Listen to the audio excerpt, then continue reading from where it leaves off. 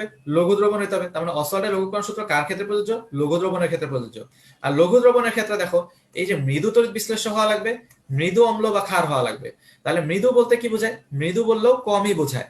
তার মানে যেহেতু এটা লঘুকরণ সূত্র, তাই দ্রবণটা হইতে হবে লঘু, এবং অম্ল এবং ক্ষারও হইতে হবে মৃদু বা অল্প, এবং তড়িৎ বিশ্লেষ্য হইতে হবে মৃদু বা স্বল্প শক্তিশালী।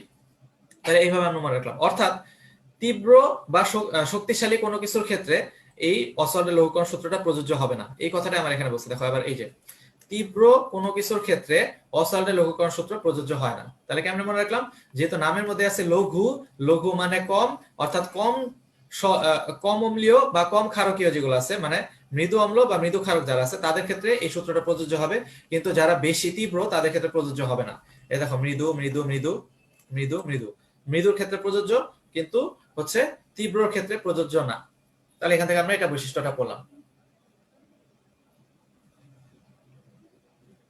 এরপরে দেখো এখানে কে তাৎপর্যের মধ্যে তীব্র অ্যাসিড কারা কারা আর দুর্বল অ্যাসিড কারা কারা এটা দেওয়া আছে। তারপরে এখানে দেখো এখানে লেখা আছে যে তীব্র ক্ষারক কারা কারা, দুর্বল ক্ষারক কারা কারা, এটা দেওয়া আছে।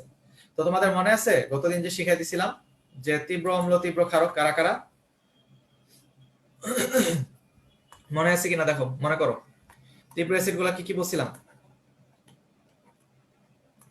রিভিশন দাও। কি কি বলছিলাম? HXO4, HX, H2, SO4, আর হচ্ছে কি HNO3। এরা হচ্ছে কেমন অ্যাসিড? তীব্র অ্যাসিড বা সবল অ্যাসিড। বাদ বাকি যে অ্যাসিড গুলা দিবে তারা সবাই হবে কি? দুর্বল অ্যাসিড। শিখাই দিছিলাম না? তাহলে যদি তোমাকে বলা হয় যে ethanoic acid CH3 ethanoic acid, এটা কেমন অ্যাসিড? এটা হচ্ছে দুর্বল অ্যাসিড। যদি তোমাকে বলা হয় হচ্ছে যে ফসফরিক অ্যাসিড H3PO4, তাহলে ও কি হবে? দুর্বল অ্যাসিড। যদি তোমাকে বলা হয় হাইড্রোসায়ানিক অ্যাসিড, ওরা কেমন অ্যাসিড? দুর্বল অ্যাসিড। যদি বলা হয় হাইড্রোফ্লোরিক অ্যাসিড কেমন অ্যাসিড? দুর্বল অ্যাসিড। তার মানে কি এই কয়টা বাদে বাকি যারা থাকবে তারা সবাই হচ্ছে কি? দুর্বল অ্যাসিড। এটা গত ক্লাসে বলে দিয়েছিলাম। তাহলে এই যে জিনিসটা, এটার মাধ্যমে তুমি সবল অ্যাসিড দুর্বল অ্যাসিডটা যেটা পড়ছো পরিবেশ রসায়ন চ্যাপ্টারে, সেই পরিবেশ রসায়ন চ্যাপ্টারে পড়াটাই কিন্তু এই চ্যাপ্টারে আবার তোমার রিপিট হলো। এখন তাহলে তুমি সবল অ্যাসিড দুর্বল অ্যাসিড গুলা যে চিনলা, তাহলে সবল ক্ষার দুর্বল ক্ষার চেনার জন্য টেকনিক শিখাই দিছিলাম। সবল ক্ষার দুর্বল ক্ষার চেনার জন্য আমরা দুই ভাবে মনে রাখতে পারি। একটা হচ্ছে যে গ্রুপ অনুসারে বলতে পারি, গ্রুপ 1 আর হচ্ছে গ্রুপ 2 যেটা আছে। গ্রুপ 1 আর গ্রুপ 2 এ শুধুমাত্র বেরিলিয়াম এবং ম্যাগনেসিয়াম বাদে বাদ বাকি গ্রুপ 1 এবং 2 এর যত মৌল আছে তাদের প্রত্যেকের অক্সাইড বা হাইড্রোক্সাইড গুলো হচ্ছে কি? সবল ক্ষার। এটা আমরা বলছিলাম, তাই না? তাহলে আমরা এইভাবে বলতে পারি যে ধরো সোডিয়াম হাইড্রোক্সাইডটা কেমন ক্ষার? যেহেতু সোডিয়ামটা গ্রুপ 1 এর, তার মানে সোডিয়াম হাইড্রোক্সাইডটা হচ্ছে সবল ক্ষার। পটাশিয়ামটা গ্রুপ 1 এর, তার মানে পটাশিয়াম হাইড্রোক্সাইডটা হচ্ছে সবল ক্ষার। এই কথাগুলো বলছিলাম। তাহলে এখন যদি তোমাকে বলা হয় অ্যামোনিয়াম হাইড্রোক্সাইড কি সবল ক্ষার না দুর্বল ক্ষার? তুমি যেহেতু দেখতে পাচ্ছ অ্যামোনিয়াম কি গ্রুপ 1 বা 2 এর মৌল? না। যেহেতু সে গ্রুপ 1 বা 2 এর মৌল না, তার মানে সে হচ্ছে অবশ্যই সবল ক্ষার হবে না। তার মানে অ্যামোনিয়াম হাইড্রোক্সাইডটা হচ্ছে দুর্বল ক্ষার। তারপরে তোমার বইতে আরেকটা কথা বলা আছে যে এই কথাটাকে এইভাবে না বলে আমরা এইভাবে বলতে পারতাম, অ্যামোনিয়ার মধ্যে কি আছে? মুক্ত জোড় ইলেকট্রন আছে। আর আমরা গতদিন কি বলছিলাম যে মুক্ত জোড় ইলেকট্রন থাকলে তার হচ্ছে কি? লুইস ক্ষার। মনে রাখবা লুইস ক্ষার যারা, তারা হচ্ছে দুর্বল ক্ষার। তাহলে অ্যামোনিয়া যেহেতু একটা লুইস ক্ষার, তাই অ্যামোনিয়া একটা দুর্বল ক্ষার।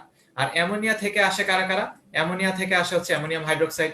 অ্যামোনিয়া থেকে আমি বের করতে পারি হচ্ছে CH3NH2। অ্যামোনিয়া থেকে আমি বের করতে পারি হচ্ছে যে তোমার হচ্ছে NH2 হাইড্রোজেন। তারপরে আমি অ্যামোনিয়া থেকে এখান থেকে বের করতে পারি কি? C6H5NH2। এগুলো বের করতে পারি না? তাহলে এরা প্রত্যেকেই হচ্ছে কি? অ্যামোনিয়া জাতক। তাহলে ধরো অ্যামোনিয়া একটা দুর্বল ইট, যেহেতু অ্যামোনিয়া একটা দুর্বল ক্ষারক, তার মানে অ্যামোনিয়া যদি একটা দুর্বল ইট হয়, তাহলে দুর্বল ইট দিয়ে যে বাড়িগুলো বানাচ্ছি আমরা, সেই বাড়িগুলো অবশ্যই কি হবে? দুর্বল হবে।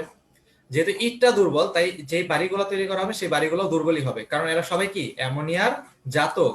তার মানে যেহেতু প্রত্যেকে অ্যামোনিয়ার জাতক, তাই আমরা মনে রাখতে পারি অ্যামোনিয়া যেহেতু একটা দুর্বল ক্ষার, তার মানে অ্যামোনিয়া থেকে উৎপন্ন সকল ক্ষারই হচ্ছে দুর্বল ক্ষার। তাহলে আমাদের বইতে এই কথাটা এইভাবে বলা আছে। এখন দেখো যে আমাদের এই চ্যাপ্টারে আরেকটা জিনিস আছে, সেটা হচ্ছে যে অ্যাসিড এবং ক্ষার, এই দুটার মধ্যে অ্যাসিডের ক্ষেত্রে সবল অ্যাসিড দুর্বল অ্যাসিড এটা চিনছি আমরা, কিন্তু কোন অ্যাসিডটা কার থেকে সবল এটা কিভাবে চেনা যায়? কোন অ্যাসিডটা কার থেকে সবল এটা যদি বলা হয়, যেমন ধরো HClO4, H2SO4, HNO3, তুমি জানো এই তিনটা অ্যাসিড হচ্ছে সবল অ্যাসিড। কিন্তু এই তিনটা অ্যাসিড যদি সবল অ্যাসিড হয়, এদের মধ্যে কোনটা বেশি শক্তিশালী? অর্থাৎ তিনজন স্টুডেন্ট সবাই ভালো, কিন্তু তিনজন স্টুডেন্টের মধ্যে কে কার থেকে বেশি ভালো? অর্থাৎ কে ফার্স্ট, কে সেকেন্ড এবং কে থার্ড? এটাকে আমরা বের করবো কি হবে, কেন্দ্রীয় পরমাণুর জারণ মান দিয়ে। কেন্দ্রীয় পরমাণুর জারণ মান, এটা +7, এটা +6 এবং এটা হচ্ছে +5। আমরা জানি যে কেন্দ্রীয় পরমাণুর জারণ মান বেশি, সে হচ্ছে বেশি সবল। তাহলে আমরা কে কার থেকে বেশি সবল এটা বের করলাম। যদি কোনোভাবে আমরা দেখতে পারি, ধরো H3PO4 দিছে, H3PO4 এর মধ্যে এটার কেন্দ্রীয় পরমাণুর জারণ মান তো +5, তাহলে এখন যেহেতু দুইটার ক্ষেত্রে কেন্দ্রীয় পরমাণু জারণ মান +5 হয়ে গেছে, তো এই ক্ষেত্রে কোনটাকে আমরা সবল অ্যাসিড বলবো? আমরা এইভাবে মনে রাখবো যে nitrogen, phosphorus, arsenic, antimony, bismuth, এই যে উপাদানগুলো যেগুলো আছে, আমরা জানি একই গ্রুপে উপর থেকে নিচের দিকে আসলে আস্তে আস্তে আকারটা কি হইতে থাকে, আস্তে আস্তে আকারটা বড় হইতে থাকে। ঠিক আছে, যেহেতু আকারটা অনেক বড় হইতে থাকে, তার মানে উপরের দিকে ছোট, আকার ছোট, আর নিচের দিকে আসলে আকার বড়। তাহলে মনে রাখবো ছোট মরিচের ঝাল বেশি, ছোট মরিচের যেহেতু ঝাল বেশি, তার মানে যে আকার ছোট সে হচ্ছে বেশি শক্তিশালী হবে। তার মানে নাইট্রোজেনটা যেহেতু কেন্দ্রীয় মৌলের মধ্যে নাইট্রোজেনটার আকার যেহেতু ছোট আর ফসফরাসের আকার যেহেতু বড়, তাই আমরা বলতে পারি ছোট মরিচের ঝাল বেশি মানে নাইট্রিক অ্যাসিড বেশি শক্তিশালী অ্যাসিড। এভাবে করে হচ্ছে অ্যাসিডের শক্তিশালী ক্রমতা আমরা বের করতে পারি। এখন যদি তোমাকে তাহলে বলা হয় যে আরেকটা আছে, মনে করো এই যে যৌগটা যেটা HI, তারপর হচ্ছে HBr, HCl, HF, hydrofluoric acid, hydrochloric acid, হাইড্রোব্রোমিক acid এবং হাইড্রোআয়োডিক অ্যাসিড। এদের ক্ষেত্রে এদের মধ্যে দেখো কেন্দ্রীয় কোনো পরমাণুই নাই। হাইড্রোজেন এবং আয়োডিনের মাঝখানে কোনো কেন্দ্রীয় পরমাণু আছে? নাই। তাহলে যাদের ক্ষেত্রে কোনো কেন্দ্রীয় পরমাণুই নাই, তাদের ক্ষেত্রে আকারও দেখতে পারতেছি না, তাদের ক্ষেত্রে কেন্দ্রীয় পরমাণু জারণ মানও দেখতে পারতেছি না, দুইটা কোনোটাই দেখতে পারতেছি না। দুইটা কোনোটাই যদি দেখতে না পারি, তখন আমরা সেক্ষেত্রে কোনটা বেশি শক্তিশালী সেটা কিভাবে বের করবো? সেটা বের করার সিস্টেমটা হচ্ছে, ধরো এই একটা হাইড্রোজেন নামক একটা গাছ, এই হাইড্রোজেন নামক গাছে ফ্লোরিন একটা ফল, ক্লোরিন একটা ফল, ব্রোমিন একটা ফল, আয়োডিন একটা ফল। তাহলে গাছটা কি গাছ ছিল? গাছটা ছিল হাইড্রোজেনের গাছ। এই হাইড্রোজেনের গাছের মধ্যে ফ্লোরিন একটা ফল, ক্লোরিন একটা ফল, ব্রোমিন একটা ফল, আয়োডিন একটা ফল। তাহলে ফলগুলোর আকার দেখছো উপর থেকে নিচে দিকে আস্তে আস্তে আকারটা কি হচ্ছে, বড় হচ্ছে। তাহলে এই যে গাছের মধ্যে ফলগুলোর আকার যে বড় হচ্ছে, কোন ফলটা গাছ থেকে সবার আগে ঝরে পড়বে? যে ফলটা বড়। তাহলে যে ফলটা বড় বা পাকা ফল, সেটাই গাছ থেকে সবার আগে ঝরে পড়বে। তার মানে আমরা বলতে পারি যে হাইড্রোজেন থেকে আয়োডিনটা সবার আগে ঝরে পড়বে। অর্থাৎ আয়োডিনটা যেহেতু হাইড্রোজেনকে সবার আগে মুক্ত করে দিচ্ছে, তার মানে সবচাইতে বেশি শক্তিশালী হবে হাইড্রোজেন আয়োডাইড, তারপরে হাইড্রোজেন ব্রোমাইড, তারপরে হাইড্রোজেন ক্লোরাইড, তারপরে হাইড্রোজেন ফ্লোরাইড। তার মানে এখানে আমরা কার আকার দেখতেছি? ফ্লোরাইড, ক্লোরাইড, ব্রোমাইড এবং আয়োডাইডের আকার। তাহলে ঋণাত্মক আয়নের আকারগুলোর দিকে আমরা তাকাচ্ছি। ঋণাত্মক আয়নের আকার যার বড়, সে হচ্ছে গিয়ে তত শক্তিশালী অ্যাসিড। এটাকে আমরা কিন্তু ফাজানের নীতি দিয়েও কিন্তু আমরা বের করতে পারতাম। ঠিক আছে, ফাজানের নীতি দিয়ে যদি বের করো, তাহলে ফাজানের নীতি দিয়ে বের করলে হবে, অথবা আমরা এখানে যে টেকনিকটা বললাম যে ঋণাত্মক আয়নের আকার দিয়ে বের করা যায়, তাহলে ঋণাত্মক আয়নের আকার দিয়েও বের করতে পারবো যে কোনটা শক্তিশালী অ্যাসিড। এখন দেখো, আমরা গতকালকে সলভ ক্লাসে তোমাদেরকে শিখাই দিয়েছিলাম না যে কোনটা হচ্ছে অম্লীয় লবণ, কোনটা ক্ষারীয় লবণ? মনে আছে? অম্লীয় লবণ, ক্ষারীয় লবণ আর নিরপেক্ষ লবণ সলভ ক্লাসে গতকালকে বলে দিয়েছিলাম। তাই ওটা কিন্তু আজকে আর দেখানো লাগতেছে না, তো সলভ ক্লাসে যেহেতু এটা বলছি। তো এখন তুমি অম্লীয় লবণ, ক্ষারীয় লবণ এটা তো দেখলা, কিন্তু যদি তোমাকে জিজ্ঞেস করা হয় কোন লবণটা সবল লবণ আর কোন লবণটা দুর্বল লবণ, এটা যদি বলে, তাহলে সবল লবণ, দুর্বল লবণ এটা কিভাবে চিনবা? সবল লবণ, দুর্বল লবণ চেনার জন্য তুমি এখান থেকে এই জিনিসটাকে এইভাবে চিন্তা করো।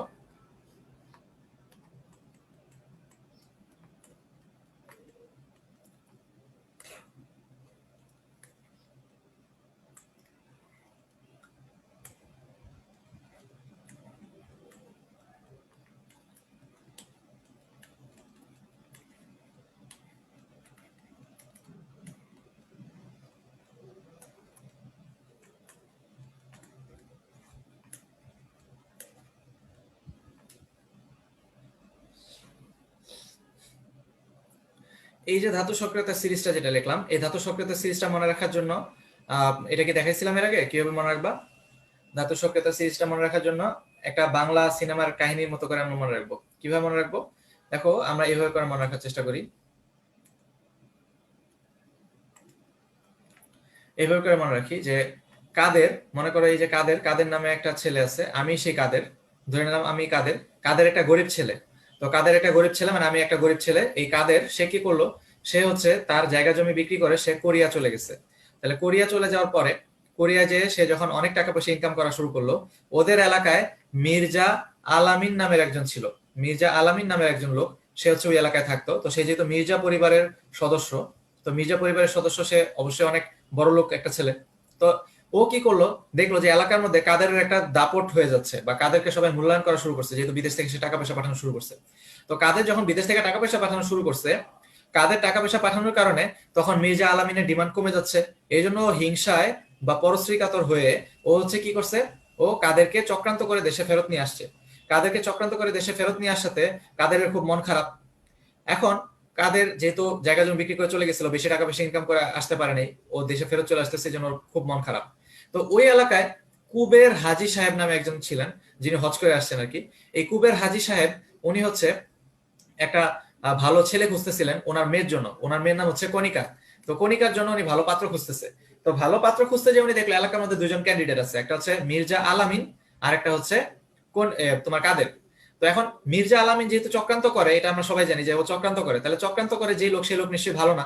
তাহলে ভালোকে কাদের, কাদেরের কাছে যে তখন এই হাজী সাহেব তার মেয়ের পক্ষ থেকে প্রস্তাব পাঠালো যে তার মেয়েটাকে বিয়ে করার জন্য।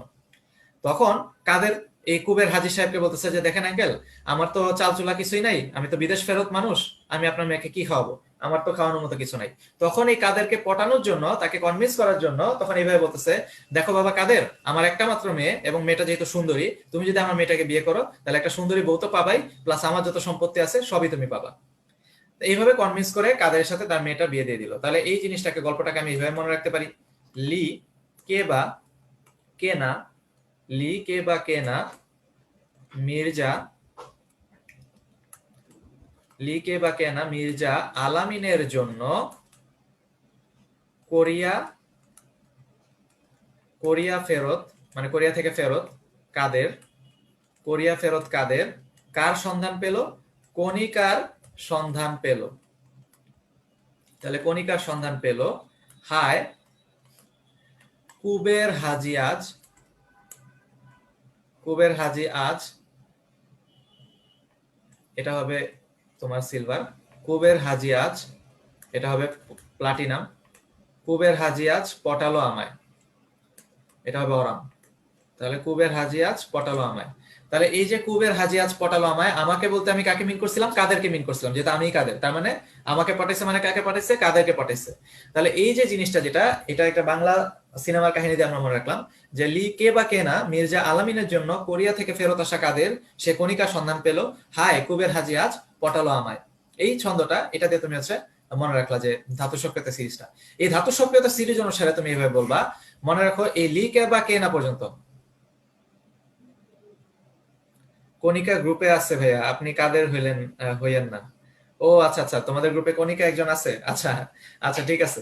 তো যাই হোক, আমরা এটা হচ্ছে যে বাংলা সিনেমার কাহিনী, ঠিক আছে, এটা হচ্ছে কাদের, মির্জা আলামিন এবং কণিকার কাহিনী। এটা একটা এই কাহিনীটা, এটা হচ্ছে টুরু লাভের কাহিনী, ঠিক আছে, টুরু লাভ। ও অলরেডি কণিকা কাশফি সে এইখানে, আমি ও হচ্ছে হ্যান্ড রেজ করছে, আচ্ছা ভেরি গুড। তো তোমরা সবাই অ্যাটেনশন দিয়ে আসলে ক্লাসটা করতেছো, এটা ভালো লাগলো। যাই হোক, তো এগুলো পার্সোনালি নেওয়ার কিছু নাই আর কি। হ্যাঁ, তো এই বাংলা সিনেমার কাহিনী, এটা হচ্ছে টুরু লাভ। তো আমরা এখান থেকে যে জিনিসটা দেখলাম, আমরা এখান থেকে এভাবে মনে রাখতে পারি, সেটা হচ্ছে যে লি কে বা কে না, পুরো ছন্দ মনে না রাখলেও শুধু এতটুকু মনে রাখবো, লি কে বা কে না যারা আছে, এদের ক্লোরাইড গুলা শুধুমাত্র বাম পাশে যেগুলো আছে, মানে লি কে বা কে না, এই লি কে বা কে না এদের ক্লোরাইড গুলাই হচ্ছে শুধুমাত্র সবল লবণ। কি বললাম? লি কে বা কে না এদের লবণ গুলা হচ্ছে কি, ক্লোরাইড লবণ গুলা সবল লবণ। আর বাদ বাকি ডান পাশে যারা আছে, এদের ক্লোরাইড লবণ গুলা হবে কি, দুর্বল লবণ। বাম পাশে যারা লিখছি লিকে বা কেনা, তাদের ক্লোরাইড লবণগুলো সবল লবণ। ডান পাশে যারা আছে তাদের ক্লোরাইড লবণগুলো হচ্ছে দুর্বল লবণ। এখন যদি তোমাকে আমি টেস্ট করার জন্য, একটা লবণ কি সবল লবণ নাকি দুর্বল লবণ, এটা টেস্ট করার জন্য যদি আমি তোমাকে এখন হচ্ছে যে কিছু যদি কোশ্চেন দেই, দেখো তুমি পারবা কিনা এটা। তোমাকে যদি বলা হয় সোডিয়াম ক্লোরাইড, এই সোডিয়াম ক্লোরাইডটা কেমন লবণ, পটাশিয়াম ক্লোরাইডটা কেমন লবণ, তুমি বুঝতে পারতেছো যে লিকে বা কেনা এদের ক্লোরাইড লবণ হইলে, লিকে বা কেনা এদের ক্লোরাইড লবণ হইলে আমরা তাদেরকে বলি কি, সবল লবণ। তার মানে সোডিয়াম ক্লোরাইড, পটাশিয়াম ক্লোরাইড ওরা হচ্ছে সবল লবণ। যদি তোমাকে বলা হয় জিঙ্ক ক্লোরাইড, তাহলে জিঙ্ক ক্লোরাইড বললে এই জিঙ্ক ক্লোরাইডটা কেমন লবণ হবে, জিঙ্ক ক্লোরাইডটা যেহেতু জিঙ্কটা লিকে বা কেনার মধ্যে পড়ে নাই, লিকে বা কেনার মধ্যে যেহেতু পড়ে নাই, তার মানে এটা অবশ্যই কি হবে, দুর্বল লবণ হবে। ঠিক আছে। যদি তোমাকে এরকম বলা হয় যে ধরো তোমাকে বলা হলো যে অ্যালুমিনিয়াম ক্লোরাইড, তাহলে AlCl3 অ্যালুমিনিয়াম ক্লোরাইড, তাহলে এটা কিন্তু লিকে বা কেনার মধ্যে পড়ে নাই, তাহলে লিকে বা কেনার মধ্যে যেহেতু পড়ে নাই, তার মানে এই অ্যালুমিনিয়াম ক্লোরাইডটা এটা হচ্ছে কি, দুর্বল লবণ। বুঝতে পারছো? তাহলে লবণগুলা কি সবল লবণ না দুর্বল লবণ, এটা আমরা বের করতে পারলাম। এখন তুমি এখানে খেয়াল করে দেখো যে এই যে সবল লবণ দুর্বল লবণটা যে তুমি শিখছো, এর পাশাপাশি আরো কিছু লবণ আছে। যেমন ধরো তোমাকে যদি এরকম বলা হয় যে সালফেট লবণ এবং নাইট্রেট লবণ, মনে রাখবা সালফেট এবং নাইট্রেট লবণ গুলা হচ্ছে সবল লবণ। কার্বনেট লবণ এবং জৈব লবণ যারা আছে, কার্বনেট এবং জৈব লবণগুলো হবে দুর্বল লবণ। তাহলে আমরা সবল লবণ আর দুর্বল লবণ শিখলাম। সালফেট নাইট্রেট থাকলে তারা সবল লবণ, কার্বনেট এবং জৈব লবণ থাকলে তারা দুর্বল লবণ। যেমন ধরো তোমাকে যদি এভাবে বলা হয় যে কপার সালফেট, কপার সালফেটটা কেমন লবণ হবে, তুমি সালফেট আছে দেখে বুঝে ফেললা ও হচ্ছে সবল লবণ হবে। তোমাকে যদি বলা হয় যে পটাশিয়াম নাইট্রেট, পটাশিয়াম নাইট্রেটে কি আছে, নাইট্রেট আছে দেখে বুঝে ফেললা ও হচ্ছে সবল লবণ। যদি তোমাকে বলা হয় যে সোডিয়াম কার্বনেট, তাহলে সোডিয়াম কার্বনেটটা এটা কি হবে, সবল লবণ না দুর্বল লবণ, তুমি এখানে কার্বনেট আছে দেখে বুঝে ফেললা ও হচ্ছে দুর্বল লবণ হবে। যদি তোমাকে বলা হয় সোডিয়াম ইথানয়েট, CH3COONA, তাহলে এই যে সোডিয়াম ইথানয়েট যেটা আছে, সোডিয়াম ইথানয়েট এটাকে দেখে তুমি আসলে বুঝে ফেলবা এটা হচ্ছে যেহেতু একটা জৈব লবণ, আর আমরা বলছিলাম জৈব লবণ মানে সে হচ্ছে দুর্বল লবণ। তাহলে এই যে তুমি সবল লবণ দুর্বল লবণ গুলো এগুলো চিনে ফেললা।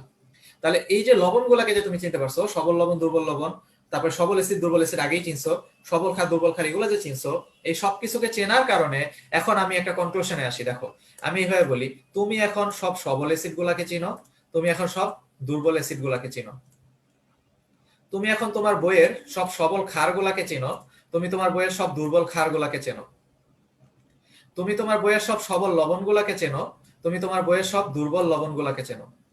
তাহলে এই যে তুমি সবল এসিড সবল ক্ষার সবল লবণ এই সবগুলা সবলকে চিনো, তাহলে মনে রাখবে এই সবগুলা সবল মিলেই গঠন করবে সবল তড়িৎ বিশ্লেষ্য।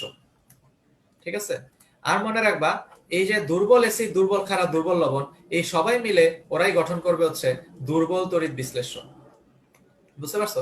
তাহলে এই যে সবল তড়িৎ বিশ্লেষ্য বা দুর্বল তড়িৎ বিশ্লেষ্য মানে তীব্র তড়িৎ বিশ্লেষ্য আর মৃদু তড়িৎ বিশ্লেষ্য, এই জিনিসগুলো আছে না, এটা কোন চ্যাপ্টারে আছে জানো?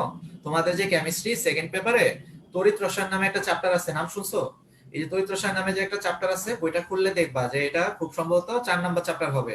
সেই 4 নাম্বার চ্যাপ্টারটা বইয়ের মধ্যে দেখবা যে তোমার বইতে আছে কিনা, যদি থাকে তোমার বইতে তাহলে সেই চ্যাপ্টারটা ওইটা খুললে দেখবা কয়েক পেজ পরেই এরকম তীব্র তড়িৎ বিশ্লেষ্য, তারপর হচ্ছে দুর্বল তড়িৎ বিশ্লেষ্য আর হচ্ছে তড়িৎ অবিশ্লেষ্যের একটা ছক আছে।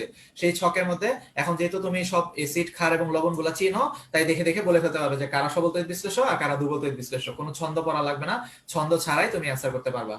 ঠিক আছে, এখন তাহলে আমি কিন্তু এখানে লবণের ক্ষেত্রে সবল লবণ আর দুর্বল লবণ গুলো আমি শিখাই দিচ্ছি, তাই না?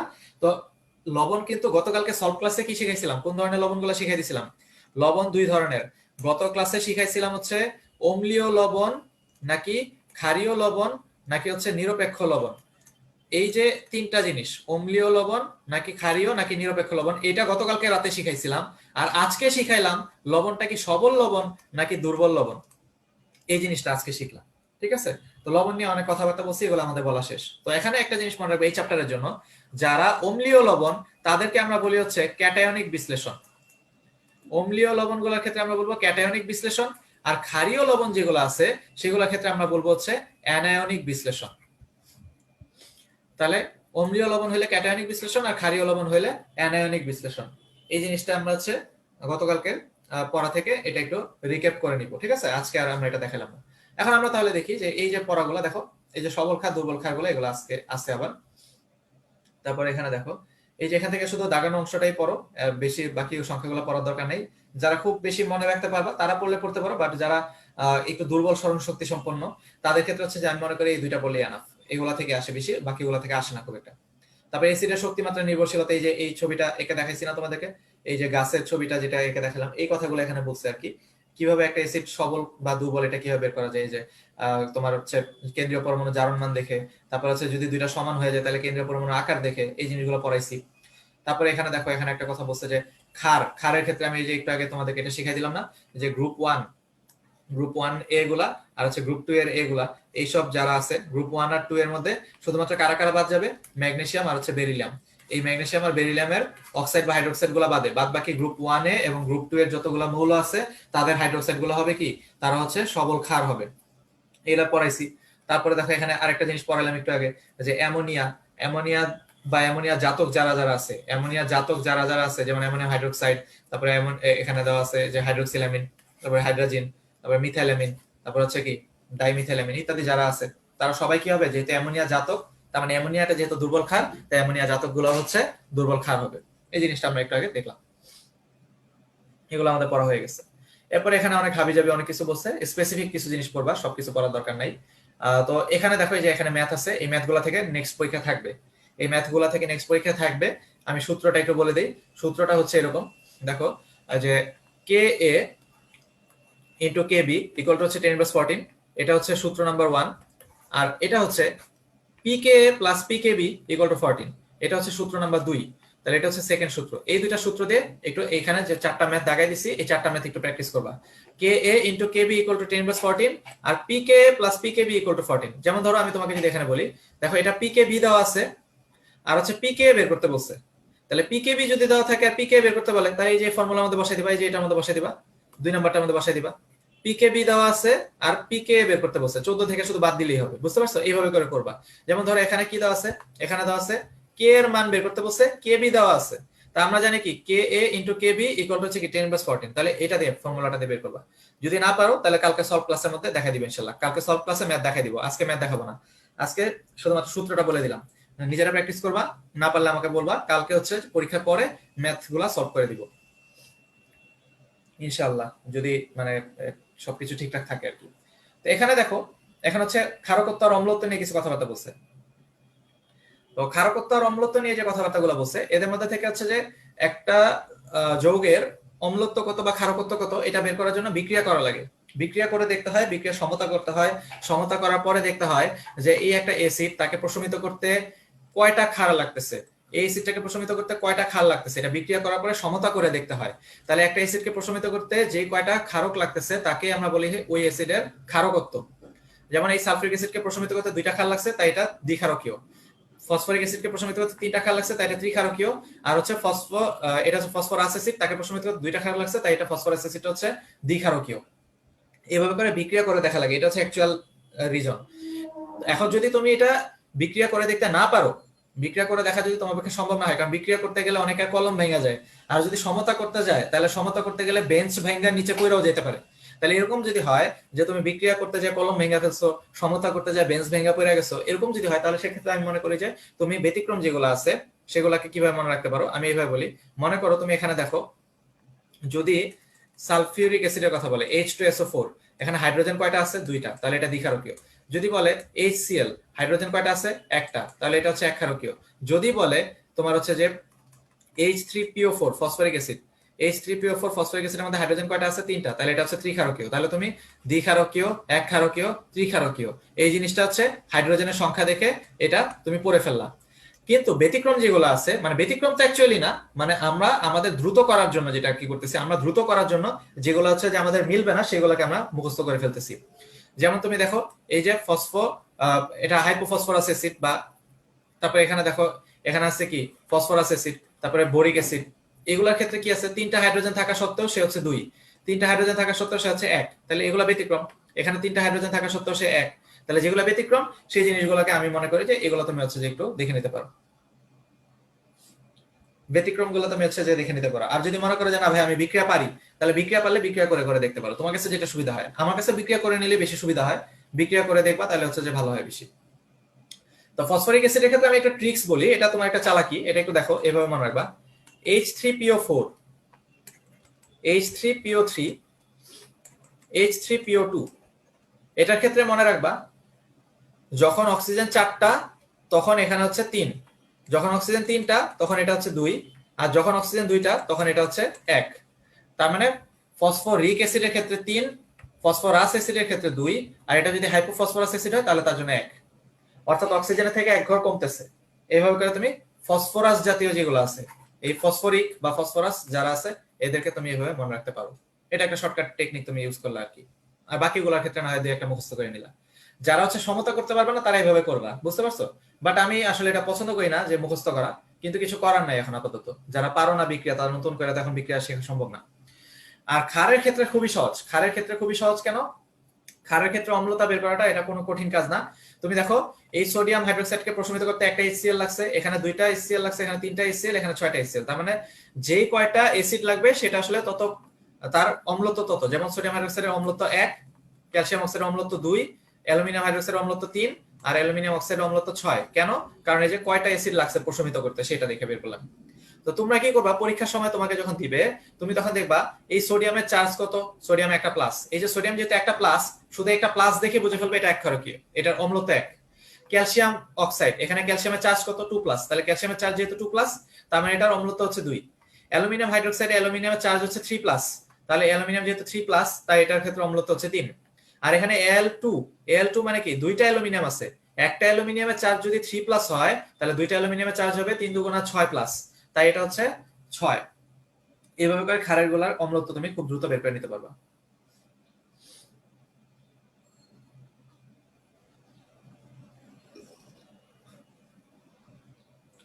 এরপরে হচ্ছে যে আমরা এখানে দেখো একটু আগে বলছিলাম না, ওই যে ক্যাটায়নিক বিশ্লেষণ কাদের ক্ষেত্রে হয়, তারপর হচ্ছে যে অ্যানায়নিক বিশ্লেষণ কাদের ক্ষেত্রে হয়। গতকালকে কিন্তু এগুলো মোটামুটি সলভ করছি আমরা। ওই যে তোমার হচ্ছে যে লবণের ক্ষেত্রে অম্লীয় লবণ, ক্ষারীয় লবণ, এগুলো পড়ছিলাম না। এই যে দেখো অম্লীয় লবণ কারা কারা তৈরি করে, তাহলে অম্লীয় লবণ কারা কারা তৈরি করে আর ক্ষারীয় লবণ কারা কারা তৈরি করে। এই যে দেখো এখানে ক্ষারীয় লবণ তৈরি করে, বা এই জিনিসগুলো আমরা গতকালকে সলভ করছি, এই জন্য আমি আর এখানে রিপিট করতেছি না। তো দেখো সবল অ্যাসিড দুর্বল অ্যাসিড চিনলে বাফার চেনা হয়ে যায়। বাফার চেনা হয়ে যায় কেমনে, তুমি দেখতেছো যে দুর্বল অ্যাসিড লাগতেছে, এখানে দুর্বল ক্ষার লাগতেছে, তাহলে এই যে দুর্বল অ্যাসিড এবং দুর্বল ক্ষার, এই দুর্বল অ্যাসিড এবং দুর্বল ক্ষার নিয়ে বাফার গঠন করে। তাহলে বাফার হইতে হলে অবশ্যই কি লাগে, দুর্বল অ্যাসিড লাগে। তো তোমাকে এখানে অপশনগুলো যে দেওয়া আছে, দেখো আমি এখান থেকে এটাকে এইভাবে করে লিখছি আর কি, যে এটা হচ্ছে ইথানোয়িক অ্যাসিড থেকে আসছে, এটা আসছে কোথা থেকে, এটা আসছে হচ্ছে ফসফরিক অ্যাসিড থেকে আসছে, তারপরে এগুলো আসছে কোথা থেকে, অ্যামোনিয়াম হাইড্রোক্সাইড থেকে আসছে। তো আমি এখানে লিখলাম যে এগুলো আসলে কি সবল অ্যাসিড দুর্বল অ্যাসিড নাকি সবল ক্ষার দুর্বল ক্ষার, এটা একটু চেক করে দেখো। ইথানোয়িক অ্যাসিডটা একটা দুর্বল অ্যাসিড, ফসফরিক অ্যাসিডটা একটা তোমার হচ্ছে যে দুর্বল অ্যাসিড, তারপরে অ্যামোনিয়াম হাইড্রোক্সাইড একটা দুর্বল ক্ষার। তাহলে এই জিনিসগুলো তুমি কিন্তু আগে থেকেই জানো যে কারা সবল অ্যাসিড দুর্বল অ্যাসিড আর কারা সবল ক্ষার দুর্বল ক্ষার। এখন যদি তোমাকে বলা হতো যে HClO4 যদি দিত, তাহলে সে কি বাফার গঠন করতে পারবে? HClO4 দিলে সে কিন্তু বাফার গঠন করতে পারবে না, কারণ কি এটা সবল অ্যাসিড, তাহলে সবল অ্যাসিড কখনো বাফার গঠন করে না। যদি তোমাকে বলা হতো যে সোডিয়াম হাইড্রোক্সাইড, ও কি বাফার গঠন করতে পারবে? পারবে না, কারণ সোডিয়াম হাইড্রোক্সাইড একটা সবল ক্ষার, তার মানে সবল ক্ষার কখনো বাফার গঠন করতে পারে না। ঠিক আছে, তাহলে এইভাবে করে হচ্ছে যে তুমি এগুলো বের করলা। এরপরে এখানে এটা হচ্ছে যে আমরা ইয়া থেকে পড়বো, কি যেন বলে এটা, এটা হচ্ছে যে আমরা ম্যাথ থেকে পড়বো। ম্যাথ হচ্ছে যে আমরা কালকে যখন সলভ ক্লাস করবো তখন সলভ ক্লাস আমাদের এখান থেকে এই টপিকটা দেখা দিব। আর এখানে হচ্ছে যে তোমার কিছু অ্যাসিড আছে, তুমি এটাকে পড়বে হবে methanoic acid, ethanoic acid, phosphoric acid, ammonium. তাহলে হচ্ছে methanoic acid, ethanoic acid, phosphoric acid আর অ্যামোনিয়াম, মানে এটা তো আসলে ফসফেট আয়ন আর এটা হচ্ছে অ্যামোনিয়াম আয়ন। আমি উচ্চারণের সুবিধা কি তাড়াতাড়ি এটা বলতেছে যে ফসফেট আয়ন, অ্যামোনিয়াম আয়ন, অথবা ফসফরিক অ্যাসিড, অ্যামোনিয়াম আয়ন, এভাবে যেভাবে পড়ো না কেন। Methanoic acid, ethanoic acid, phosphoric acid, ammonium, শেষ। তারপরে কি আছে, এটা মনে রাখবা 3 4 7 9, 3 4 7 9, এটা মনে রাখো, তাইলেই হবে। আর এই দুইটার কে এর মান আমরা, এটা হচ্ছে দেখো পরপর 10^4 10^5 পরপর, অর্থাৎ মনে রাখবা পিএইচ যতর ঘরে এই 10 এর পাওয়ারটা তার থেকে 1 ঘর বেশি হবে। এখানে পিএইচ ছিল 4, তাই পাওয়ারটা 1 ঘর বেশি, এভাবে করে মনে রাখবা। তাহলে এটা তোমার জন্য হচ্ছে একটা শর্টকাট টেকনিক। দেখো আমি আরেকবার বলি, তুমি এখানে তাকাও, খেয়াল করে দেখো, এটার পাওয়ার কত 10^4, মানটা আসছে কত ঘরে, 3 এর ঘরে। এটার পাওয়ার কত 5, অ্যান্সারটা আসছে 4 এর ঘরে। এটার পাওয়ার কত 8, মান আসছে 7 এর ঘরে। পাওয়ার 10, মান আসছে 9 এর ঘরে। বুঝতে পারছো? তাহলে পাওয়ারটা যত ঘরে, পিকের মানটা আসবে তার থেকে 1 ঘর কমে। এভাবে করে তুমি চাইলে মনে রাখতে পারো, যে কোনো এক পাশ মনে রাখো, 2 পাশ মনে রাখার দরকার নেই। আর বাফার রেঞ্জ যেটা আছে, বাফার রেঞ্জের মধ্যে প্রথম অংশটা শুধু মনে রাখো, তাইলেই হবে। প্রথম অংশটা মনে রাখো যে 3.7 3.7, এই দুইটার ক্ষেত্রে 3.7। আর পরেরটা ক্ষেত্রে দেখো এটা 5.8 আর এটা 8.5, মানে উল্টায় দিছে, 5.8 আর 8.5 উল্টা হয়ে গেছে না জাস্ট। তাহলে এভাবে মনে রাখো, তাহলেই তো হচ্ছে পিএইচ এর রেঞ্জটা এভাবে মনে রাখলাম।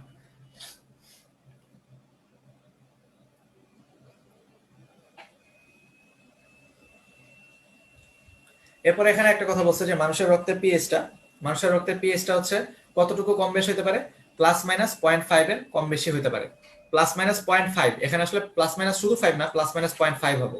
যদি অপশনে 0.5 না থাকে তাহলে আমরা 5ই লাগাবো, কিন্তু অপশনে 0.5 থাকলে আমরা +-0.5 টাকে প্রায়োরিটি দেওয়ার চেষ্টা করব। কেন এটা ভুল আছে, এটা ভুল আছে কি হবে আমি দেখাই তোমাকে।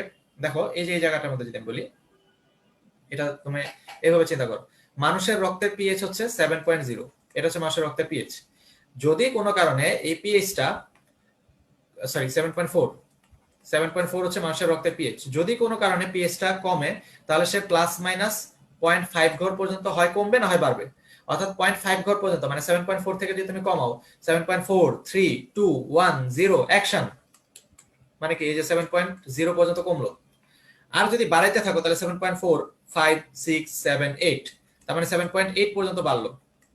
তাহলে 7.4 পর্যন্ত এখান থেকে যদি কমাও তাহলে 7.0 পর্যন্ত কমবে, আর যদি বাড়াও তাহলে 7.8 পর্যন্ত বাড়বে।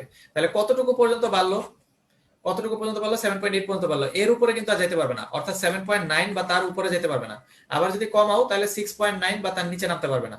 তাহলে মনে রাখবা যদি 6.9 এর নিচে নেমে আসে তাহলে আমরা সেটাকে বলবো হচ্ছে বেশি অ্যাসিডিক হয়ে গেছে। তার মানে অ্যাসিডিক হয়ে যাওয়ার কারণে এটাকে আমরা বলতে হচ্ছে অ্যাসিডোসিস। আর যদি 7.9 বা তার উপরে চলে যায় তাহলে এটা বেশি ক্ষারীয় হয়ে যাচ্ছে, তাই ক্ষারীয় হয়ে গেলে আমরা এটাকে বলেছি অ্যালকালোসিস। অ্যালকালোসিস বা অ্যালকালিসিস যাই বলি না কেন, এটা আসছে অ্যালকালি থেকে, অ্যালকালি মানে ক্ষার। তার মানে 7.9 এর উপরে চলে যাচ্ছে মানে এটা ক্ষারীয় হয়ে যাচ্ছে, তাই এটা হচ্ছে অ্যালকালোসিস।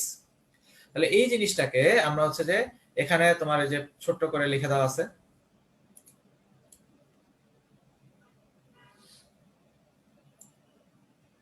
তারপরে তুমি এখান থেকে দেখো এই যে এখানে কিন্তু এটা বলছে এই যে কখন হচ্ছে যে অ্যাসিডোসিস আর কখন হচ্ছে যে অ্যালকালোসিস, এটা আসছিল পরীক্ষায়, বিগত বছরের পরীক্ষায় আসছে। কিন্তু অনুশীলনের কোশ্চেনগুলো সবাই সলভ করবা। অনুশীলনের কোশ্চেন সলভ করা কিন্তু ফরজ কাজ। অনুশীলনের কোশ্চেন সলভ করা ফরজ কাজ। অনুশীলনের কোশ্চেন থেকে কম করে হলো 8-10টা কোশ্চেন কমন পাবে ইনশাআল্লাহ। এবং হচ্ছে মেডিকেল এডমিশন টেস্টে অনুশীলনের কোশ্চেন থেকে অনেক কিছুই কমন পাবে। অনুশীলনী কোশ্চেনগুলো সলভ করবা। তারপরে দেখো এখানে আমি যেটা লিখছি যে মানুষের শরীরে তোমার হচ্ছে যে বাফারগুলো থাকে, এর মধ্যে বাইকার্বনেট বাফার, হিমোগ্লোবিন বাফার আর ফসফেট বাফার থাকে। এই বাফারগুলোর মধ্যে এদের পিকের রেঞ্জটা কিরকম? 6.1, 7 আর 7.2। তাহলে 6, 7, 7.2, 6, 7, 7.2 এভাবে পড়বা, তাহলে পড়া হয়ে যাবে। এটা কোথায় আছে? এটা হচ্ছে যে তোমার এখানে আছে, এই যে দেখো এই সবুজ কালার দিয়ে যে মার্ক করছি, সবুজ কালার দিয়ে মার্ক করা যে জায়গাগুলো আমাদের আছে। এরপরে যদি আমরা আসি যে পিএইচ এর কিছু মান আছে, এই যে পিএইচ এর মানগুলো যেগুলো আছে এটাকে আমি এখান থেকে সাজিয়ে পড়ি। এই যে আমি এখানে যেভাবে লিখছি তুমি এভাবে লিখে পড়তে পারো। এটা হচ্ছে যে দেখো 3 থেকে 9.5 এই রেঞ্জের ভিতরে যদি থাকে তাহলে তারা কৃষি জমির পিএইচ। এই রেঞ্জের থেকে কম যদি হয়, এই রেঞ্জের থেকে কম হইলে আমরা তাকে বলবো গাছপালা মারা যাবে। এই রেঞ্জের থেকে যদি বেশি হয়, এই রেঞ্জের থেকে বেশি হলে আমরা বলবো যে মাটির উর্বরতা নষ্ট হবে। তাহলে একটা রেঞ্জ দিয়ে কতগুলো জিনিস পড়া হয়ে গেল দেখছো? কমে গেলে গাছপালা মারা যায়, বেড়ে গেলে মাটি নষ্ট হয়ে যায়, আর এই রেঞ্জের ভিতরে থাকলে কৃষি জমির পিএইচ হয়। তাহলে একটা পিএইচ দিয়ে আমরা কতগুলা কথা পড়ে ফেললাম। এরপরে যদি আমরা এখানে আসি, দেখো এখানে হচ্ছে যে কিছু তোমার পিএইচ এর মান দেওয়া আছে। এই যে পিএইচ এর মানগুলো যেগুলো আছে এটাকে আমি সাজিয়ে লিখছি 4, 5, 6, 7, 8, 11। 4, 5, 6, 7, 8, 11। এটাকে তুমি এখন মনে রাখবা কি হবে? মনে রাখবা ত্বক, শ্যাম্পু, ফেস ওয়াশ, সাবান, টুথপেস্ট এবং ডিটারজেন্ট, এটাকে তুমি এইভাবে মনে রাখো। এটাকে এইভাবে মনে রাখো। দেখো ত্বকের থেকে তটাকে নাও, শ্যাম্পু থেকে শটাকে নাও। আমরা এভাবে মনে রাখি তিসার ফেস ওয়াশ, সাবান আর টুথপেস্ট। তিসার ফেস ওয়াশ, সাবান আর টুথপেস্ট। 4, 5, 6, 7, 8। 4, 5, 6, 7, 8। তিসার ফেস ওয়াশ, সাবান আর টুথপেস্ট, আর লাস্টে ডিটারজেন্ট 11। এভাবে করে তুমি পড়লে এটা পড়া হয়ে গেল। এরপরে দেখো এখানে কিছু পিএইচ আছে। এখানে যে পিএইচটা আছে সেই পিএইচ গুলোকে আমি ক্রমান্বয়ে সাজাই লিখছি। এই প্যারাটার মধ্যে যা কিছু ছিল এই প্যারাটা থেকে পিএইচটাকে সাজাই লিখছি। যাদের স্মরণ শক্তি অনেক বেশি ভালো তারা হচ্ছে যে আচ্ছা জারিফ বলতেছো যে ভাই এত ট্রিক্স কি আলটিমেটলি মনে থাকবে? আচ্ছা তোমাকে আমি বলি যে তুমি যদি ট্রিক্স গুলো যদি মনে রাখতে না পারো তাহলে সেক্ষেত্রে আমি বলি তুমি ইন্ডিভিজুয়ালি তো মনে রাখতে হবে নাকি। ধরো তুমি ট্রিক্স মনে রাখতে পারতেছো না বা ছন্দ মনে রাখতে পারতেছো না, তাহলে তোমাকে আলটিমেটলি কি মনে রাখতে হবে? তোমাকে মনে রাখতে হবে কি সংখ্যাগুলা বা এই ইনফরমেশন গুলো আলাদা আলাদা মনে রাখতে হবে। আর সংখ্যাগুলো বা ইনফরমেশন গুলো যদি তুমি আলাদা আলাদা মনে রাখতে যাও, তুমি চিন্তা করে দেখো একটা ছন্দ অনেক মজা করে দেওয়া হয় বা ছন্দগুলো অনেক সহজ করে দেওয়া হয়, ছন্দটা দেখলে হাসি পায় বা তোমার হচ্ছে পড়লে ভালো লাগে। এই ছন্দটা যদি পরীক্ষার হলে মনে থাকে, মনে থাকলে তুমি কিন্তু অ্যান্সারটা দেখে দাগাইতে পারবা, দেখলে অপশন দেখলে তোমার মনে পড়বে। কিন্তু যদি তুমি ছন্দটাই না পারো, তাহলে তুমি যদি ইন্ডিভিজুয়ালি মনে রাখতে যাও, একটা ছন্দের মধ্যে ধরো 5টা উপাদান ছিল, সেই 5টা উপাদান যদি তুমি আলাদা আলাদা করে মনে রাখতে যাও, আলাদা আলাদা করে মনে রাখতে গেলে কিন্তু পরীক্ষার হলে অপশনগুলো দেখে তুমি দেখবা যে 2টা অপশন মনে পড়তেছে বা 3টা কথা মনে পড়তেছে আর বাকি 2টা কথা ভুলে গেছো। কিন্তু ছন্দটা পড়লে দেখবা যে তোমার পুরাটাই মনে থাকবে। এই জন্য যারা ভালো স্টুডেন্ট ওরা করবে কি, যেগুলো আগে নিজে থেকে পড়ছে বা আগে যেগুলো পারে সেগুলো নতুন করে কোনো ছন্দ পড়বে না, কিন্তু যেগুলো হচ্ছে যে এখন নতুন করে সে পড়তেছে সেগুলো সে ছন্দ দিয়েই পড়বে। তাহলে ছন্দগুলো তো তোমার কষ্ট করে বানানো লাগতেছে না, ছন্দগুলো তো ভাইয়ারা তোমাকে বানায় দিচ্ছে, তুমি খালি বসে বসে সেই ছন্দটা একটু মুখস্থ করে নিচ্ছ, তাহলেই তো হচ্ছে। তাহলে দেখো এখানে যে পিএইচ এর যে মানটা আছে সেই পিএইচ এর মানটা যারা হচ্ছে রেঞ্জ অনুসারে না পড়ে আমরা হচ্ছে যে প্রথম অংশগুলোকে আমরা পড়তে পারি 1.5, তারপর মানে 1.5, 4.5, 6, 6.5, 6.5 এভাবে করে পড়তে পারো, বা 1, 4, 6, 6, 6 এভাবে করে পড়তে পারো। তাহলে পাকিস্তান মানে পাকস্থলী, প্রস্রাব, স্যালাইভা, মাতৃদুগ্ধ, চোখের পানি, এটাকে মনে রাখার জন্য এভাবে মনে রাখতে পারো। পাকিস্তানিদের পাশবিকতার কথা মনে পড়লে সিলভিয়ার মাতার চোখে অশ্রু ঝরে। তাহলে পাকিস্তানিতে হচ্ছে পাকস্থলী, পাশবিকতা হচ্ছে প্রস্রাব, স্যালাইভাতে হচ্ছে সিলভিয়া, আর হচ্ছে মাতাতে হচ্ছে মাতৃদুগ্ধ, অশ্রু ঝরেতে হচ্ছে চোখের পানি। তাহলে এই ছন্দ দিয়ে আমি হচ্ছে কি করলাম, সিকোয়েন্স অনুসারে প্রতিটা কথা আমি পড়ে ফেললাম। আর রক্তের পিএইচ 7.4 এটা সবাই জানে, আর পিত্ত রসেরটা হচ্ছে 7.4 থেকে 8, এটা হচ্ছে আমার বায়োলজিতে আছে, তো এখান থেকে এক্সট্রা করে একটু পড়ে নিলাম। এরপরের পেজটাতে যদি আমরা দেখি, এরপরের পেজটাতে এখানে হচ্ছে যে আমাদের সার্বজনীন নির্দেশকের ক্ষেত্রে পিএইচ এর বর্ণ পরিবর্তন। এটার ক্ষেত্রে আমরা এইভাবে মনে রাখতে পারি যে নির্দেশকের পিএইচটা এইভাবে মনে রাখবা 3-5-7, 3-5-7, রেড অরেঞ্জ ইয়েলো, তার মানে রয়, রয় ওই যে আমরা জানি যে নন মুসলিম যারা, বিশেষ করে হিন্দু রিলিজিয়নের যারা আছে তাদের নামে শেষে কি থাকে, রয় থাকে বা রায় থাকে, তাদেরকে দিয়ে আমরা মনে রাখতেছি রয় মানে হচ্ছে রেড অরেঞ্জ ইয়েলো, রয়, ঠিক আছে, রেড অরেঞ্জ ইয়েলো। তো এখান থেকে তুমি কি মনে রাখলা, 3-5-7, 3-5-7 এটা হচ্ছে রয়। তারপরে মনে রাখবা 8 থেকে 12, 8, 9, 10, 11, 12 এভাবে না বলে আমরা বলবো কি 8 থেকে 12, 8 থেকে 12 হচ্ছে গার্বেজ, গার্বেজ মানে হচ্ছে green blue green, garbage green blue green. আর মনে রাখবে এটা 1.2 13 14, 1.2 13 14 এটা হচ্ছে বেভারেজ, বেভারেজ মানে কি ব্লু ভায়োলেট, বেভারেজ এভাবে মনে রাখো। তাহলে রয় গার্বেজ বেভারেজ, রয় গার্বেজ বেভারেজ 3 থেকে 7, তারপর হচ্ছে তোমার 8 থেকে 12 আর 1.2 13 14 এভাবে করে পড়লে মুখস্থ হয়ে যাবে।